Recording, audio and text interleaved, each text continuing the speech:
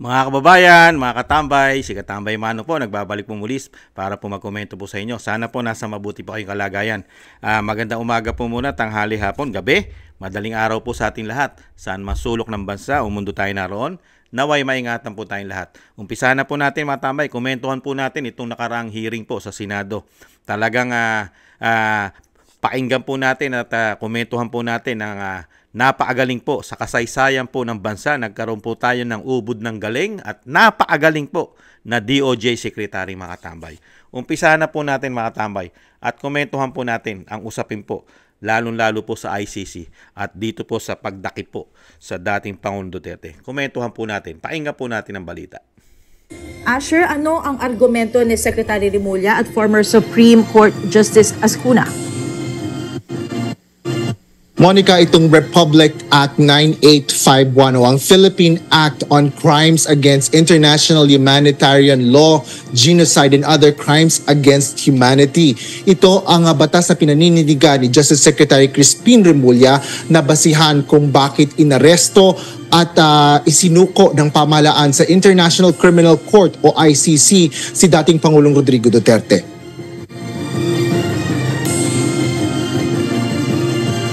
Paliwanag ni Secretary Crispin Remulla, maaari namang isurrender si former President Duterte batay sa International Humanitarian Law o IHL. Taliwas ito sa sinasabi sa unang Senate hearing ng international law expert na si Attorney Alexis Medina na maaari lang maging basihan ang surrender kung kusang sumuko si Duterte o kung foreign national ang sangkot. Bunsod nito, nagkaroon ng balikan ng tugon ng Secretary of Justice at si Senador Amy Marcos, chairperson ng Senate Committee on Foreign Relations. Liwanagin natin, ang surrender option kapag foreign national. Ang liwaliwanag po niyan nandito sa ating batas at hindi rin kayo nag-intay ng request for extradition. Even though only 12 to 15 hours as measured by... Wala pong particular reference yung 9851 sa foreigner. Ito po sa offender lang ho, sa accused. Yun lang po ang reference ng 9851. Makikita natin, kasi kinalkal na natin dito sa Senado, nanggaling rin sa Senado yan, na ang nakasaad sa Article 17, yung dulo, RA 9851, talagang maliwanag na surrender para sa foreign national. Naniniwala naman si dating Supreme Court Associate Justice Adolfo Azcuna na may residual obligations o may nalalabi pa ring obligasyon ng bansa matapos ang pagkalas ng Pilipinas sa ICC. Kaya dapat pa rin anyang makipagtulungan ng bansa sa warrant of arrest na inilalabas ng naturang international tribunal. Therefore, in my view, the warrant of arrest is illegal. However, I believe that the surrender is not, because the surrender must be pursuant to a treaty, and therefore our own law, Section 17 of Republic Act 9851, brought back the Statute of Rome, even after withdrawal, because it requires that a surrender must be pursuant to the applicable treaty. Dahil dito, sinabi ni Azcuna na ang aplikableng treaty o kasunduan ay ang Statute of Rome at dapat sundin ang Article 59 ng naturang international treaty na binuo ng ICC. We have to follow Article 59 of the Statute of Rome, which requires that the custodial state, namely the Philippines, must first bring the arrested person to a local court to determine two things: whether or not the person is really the one named in the warrant. Second, whether or not the person has been informed of the charges against him or her. This was not done. Therefore, there was, in my view, a violation in the act of surrender. Monica, kinwestiyon din sa pagdinig ng Senado ang partisipasyon sa pangyayari ng Philippine Center on Transnational Crime o PCTC. Na-cite in contempt ang Special Envoy ng Office of the Special Envoy on Transnational Crime na si Marcos Lacanilao na inihain ni Senador Ronald Bato de la Rosa dahil umano sa pagsisinungaling.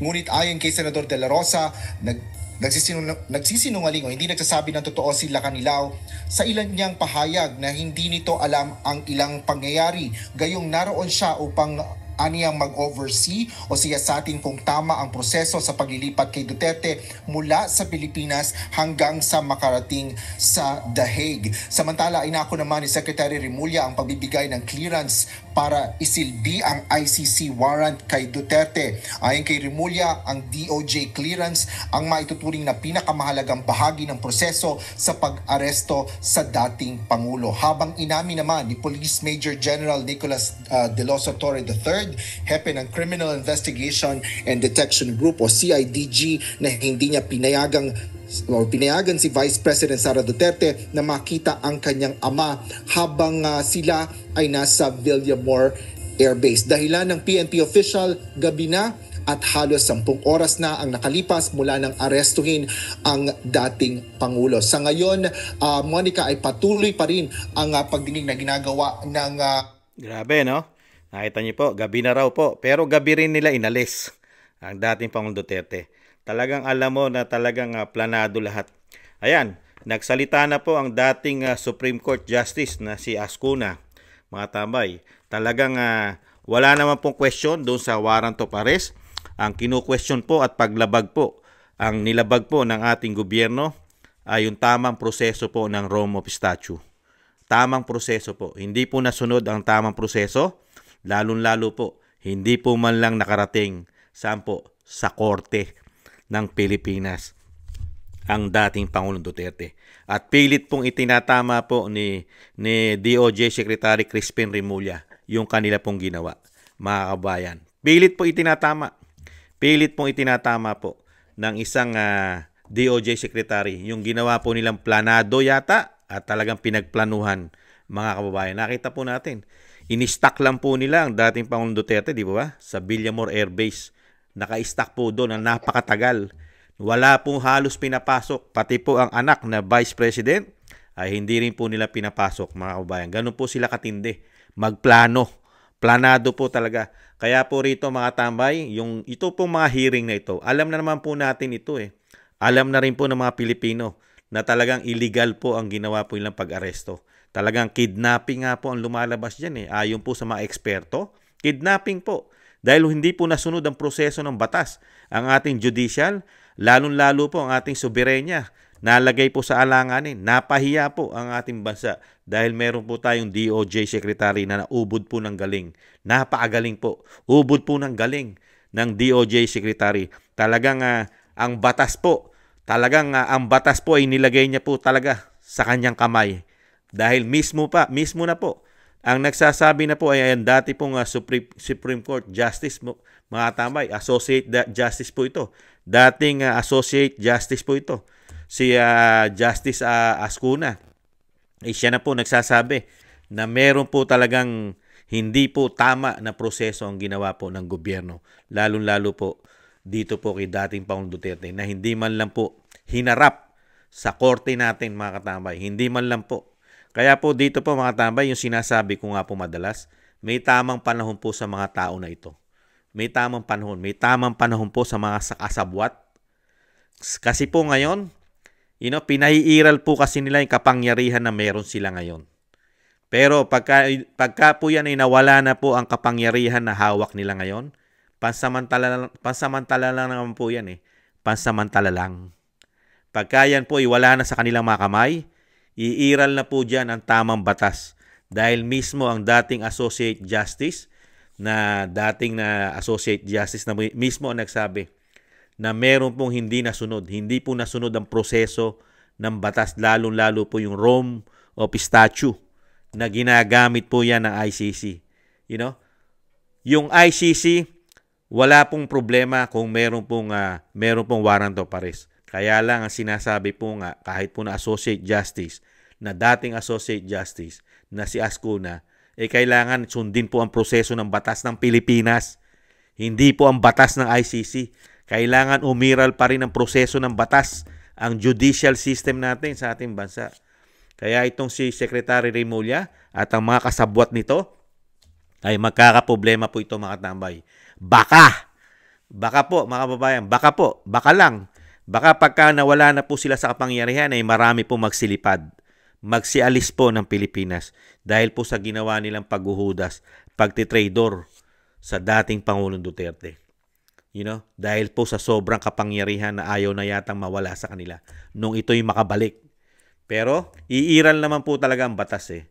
May tamang panahon lang. Sa ngayon po kasi, nakita po natin, mukha po yatang talagang nagtatakipan at nagkakampi-kampihan yata ang nakikita natin.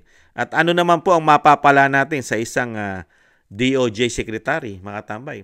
Wala naman po yata silang inatupag kung hindi po ang mga Duterte para po mapabagsak ang mga Duterte. Yan po yata ang tinrabaho nila halos ng 3 taon. Kasama po dyan sila Bantag, sila Tebes, si Roque, at yung mga vlogger.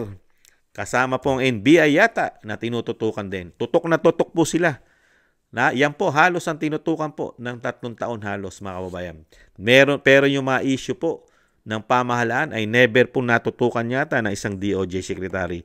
Lalo-lalo po ang issue po ng Commander-in-Chief na marami daw po nagpapakalat ng video na gumagamit ng pulburon.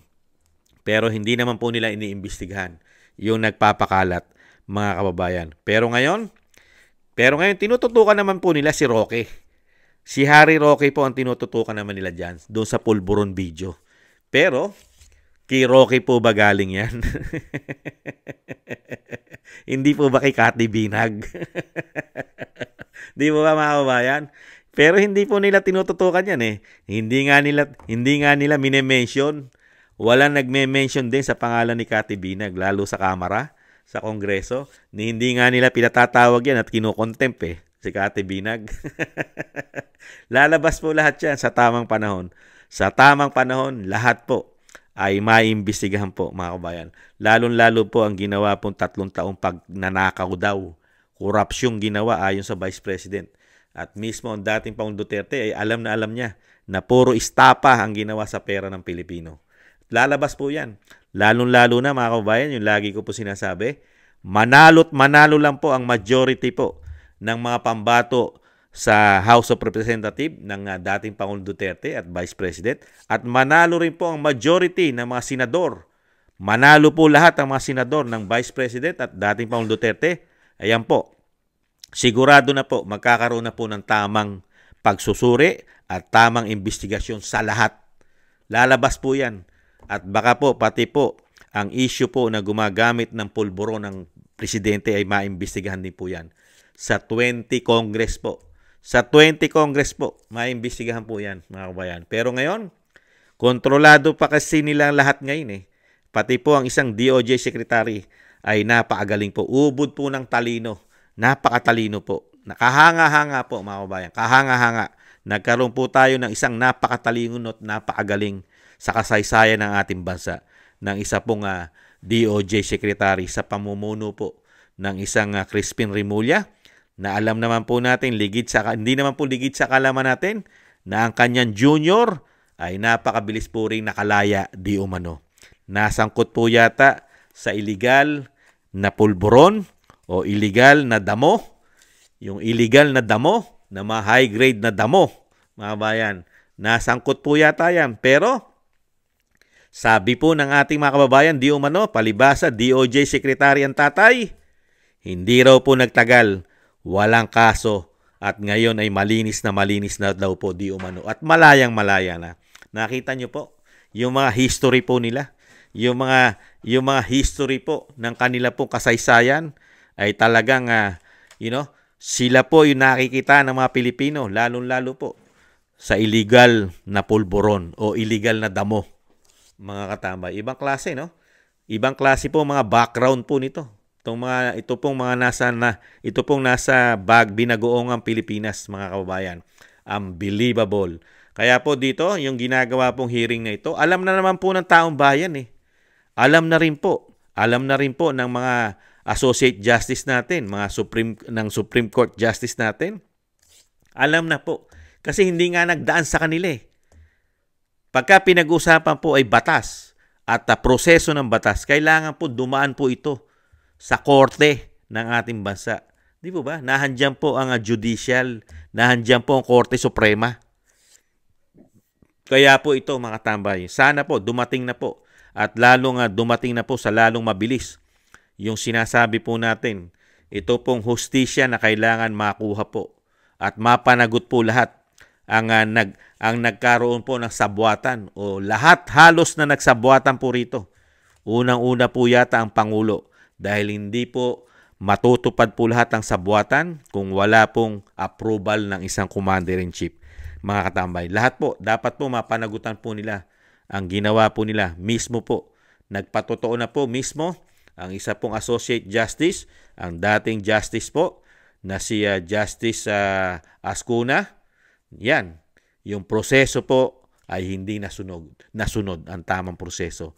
Kaya po mga kababayan, dito po kay DOJ Crispin Remulla, dahil aminado naman po sila dahil yung mismong kapatid niya, kapatid po yata niya yung DILG Secretary ay mismo po, doon po sa isang interview niya, kay Pinky Webb, I think, ay sinabi niya kung sino-sino silang magkakasama noong mga panahon na yon, mga tambay. Di po ba? Kaya nga po, planadong-planado. Good luck na lang po sa inyo. Mabilis lang po ang panahon. Mabilis lang po ang panahon. DOJ, hindi po habang panahon ay nasa inyo po ang baraha. Lagi pong lamang ang baraha nyo. Bilog po at hindi po lahat ay kayo po ay nasa top. Para lang pong gulong yan, umiikot po at para din pong mundo yan, umiikot po. Di ba? Parang bola, pagka tumalbog, hindi mo masasabi kung ikaw ay nasa top o nasa baba. Panapanahon po yan, Secretary, DOJ Secretary Crispin. Kayo nga po, kayo yung napakaraming dapat sagutin sa taong bayan. Lalong-lalo na po yata yung inyong junior. Yung junior nyo po, di po ba? Napakabilis po yata ang naabsuelto. Doon po yata sa high grade na damo. Di umano, mga kababayan. Nakakalungkot. Pero ito pong ginagawa ni Senadora Amy, mga kababayan, wala na rin pong makukuha po ito, mga tambay. Dahil wala naman po maipapakulong ito. At unang-una, hindi naman niya kayang i-impeach ang kanyang kapatid, mga tambay. Hindi niya kayang i-impeach. Hanggang ano na lang po ito, hearing. Senate hearing lang po ito. At wala naman po mapapanagot. Wala naman po makakasuhan yata. Sino ang kakasuhan? Unang-unang dapat kasuhan ay Commander-in-Chief. Dahil hindi naman po pwedeng ialis yan ng bansa kung walang approval ng isang Commander-in-Chief. Hindi po magtatagumpay ang lahat ng plano nila kung walang plano at walang approve at hindi pinapayagan ng isang Commander-in-Chief, mga kababayan. Panahon na po yan. Panahon ang magsasaysay at napakarami po nilang sasagutin sa taong bayan. Pagka po ang isang Vice President Sara Duterte na po ang naging Pangulo, ito pong mga ito, kilala po lahat ito ng Vice President. Kilala po niya ng Vice President ito. Lalong-lalo na po yung institusyon ng Kamara at Senado at lalong-lalo na po ang pamilya Marcos. Kilala po ng Vice President yan. Kung ano po ang karakas nila. Pati po ang First Lady. Kilala po ng Vice President yan. Lalong-lalo ang DOJ Secretary. Kilala po ng Vice President yan. Lahat po halos yan. Lahat po. Kilala po yan. Markado po yan. Di umano. Markado po lahat yan. Di umano. Sa Vice President. Kaya nga po pinipilit nila Kailangan nilang i-impeach. Kasi pag nakapwesto ang Vice President, lahat ng ginawa nila ay pagkailangan po yata nilang pagbayaran. At kailangan nila isuka yung dapat nilang isuka na pera yata ng taong bayan. Yan po mga kababayan. Ito pong nakita po nating mga hearing. Alam na naman po natin ito. Kaya lang siyempre, ang pera po natin ang nagagastos po dito sa hearing na ito. Maniniwala lang po si Katambay Manong kung ang ginawa pong hearing ay sana may makasuhan at may makulong. Pero pagka wala po, nasayang lang po ang pera natin dyan sa hearing na yan. Di ba? Kung yan po hanggang salita na lang, hanggang investigasyon, tapos wala naman po mangyayari. Kaya po wag po tayong magpabudol din, mga kababayan. Yung sinasabi ko nga, tama na po. Nakita na po natin kung paano po maglingkod ang Marcos Romualdez. Okay na po yun. Tama na po yung misan na nabudol po di umano ang mga Pilipino. Okay na po yun. Huwag na po tayong mapangalawahan pa. Dahil bumabalik na naman po sa pagkasenadora ang isang Marcos, mga katambay. Tama na po yun. Okay na po yun. Ang trabahuhin na lang po natin, mga kababayan, ay i-abolish po. At syempre, dalin po sila lahat sa inidoro at nang mai-plus.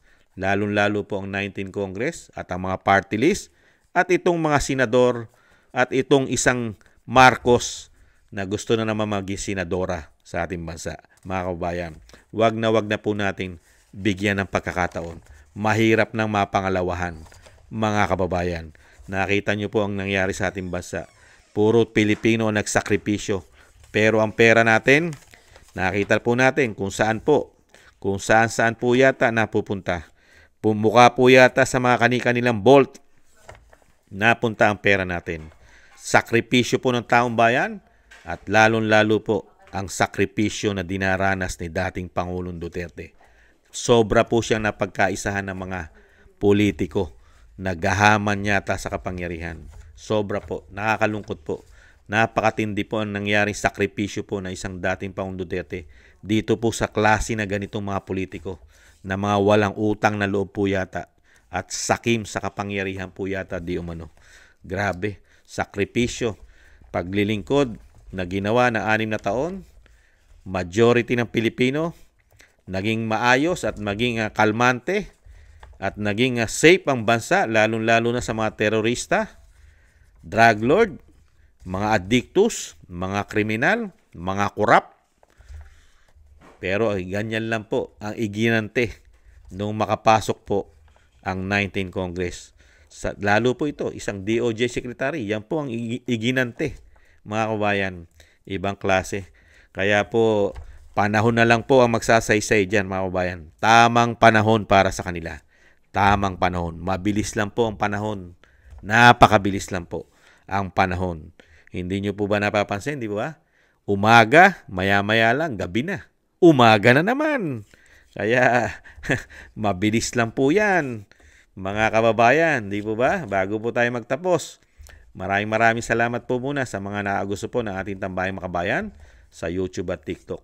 At syempre po, shoutout po muna, mga kababayan. Thank you po sa mga nagbibigay po ng biyaya at nagtitiwala po sa inyong lingkod. Thank you po sa mga biyaya. Kingston 123 ng Hong Kong, Gina Ray, Solid DDS ng Berlin, Germany, Jake Yahut ng California, USA, Jasmine Channel, Telma Pasawa, Dan Rivero ng Alaska, Bon Rosales ng France, John Sarip ng Amsterdam, Holland, Chona Banks ng Milwaukee, Wisconsin, USA, Julieta Celona ng Sydney, Australia, Ma'am LB Sermani ng North Miami, Florida, USA, Grace Obet ng California, USA, Michelle Del Valle ng New Zealand, Sara Nakamura ng Japan, Melencio Bandibas ng Jeddah, Arabia, Trojanta ng Korea, Lopez Ibina ng Saitama, Japan, Librado Reyes ng California, USA, Danilo Vasan Jr. ng Jubail, Saudi Arabia,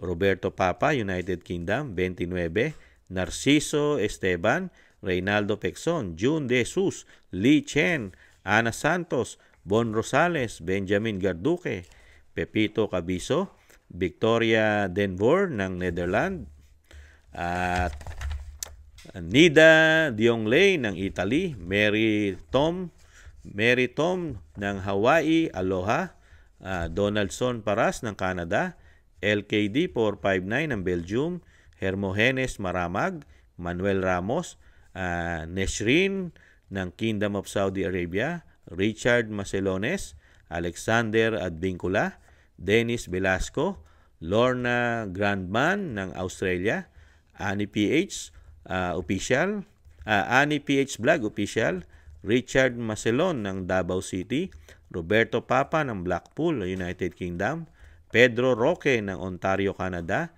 Feliciana Vergara ng Los Angeles, California, USA, Annalisa Besorio ng Saudi Arabia, Mel Caserna ng Israel, Veneracion Seblos, Sandy Donan ng Osaka, Japan, Just Got Lucky ng Houston, Texas, USA, Ruth Perdos ng Kuwait, Zenaida Garcia ng Italy, Saya Nico ng Saitama, Japan, Dorina Villa ng Brussels, Belgium, Olivar Edito ng Honolulu, Hawaii, Danilo Oñate, Madonna Sultan, Rolly Pineda, George Soleto ng Seattle, USA, Peli Subido ng France, Paris, Dennis Velasco ng Iceland, Mario Carvajal ng Europe,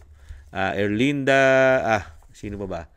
Dorina Villa, Clara Ibarra, Luz Ferrer, Victoriano Carrera, Erlinda 60 Mix Vlog, Angelita Bale, SR Perpi, Akiman, Italy, Perpetua, Paulino Ablas, Josephine Quindosa, OFW, Italy, Zenaida Ariola ng California, USA, Milagros Lee, Gladys Sherpa ng India, Helen Nape ng Turkey, Miyaka N. Smith, Maria Teresa de Jesus, Veneracion Seblos ng Cebu, Arthur Aquino Art, Ariel Soriano, Judith Proctor ng Perth, Australia, August Abril, Eric Sergio, si Eric Gercio ng Canada, Bienvenido Tomesa,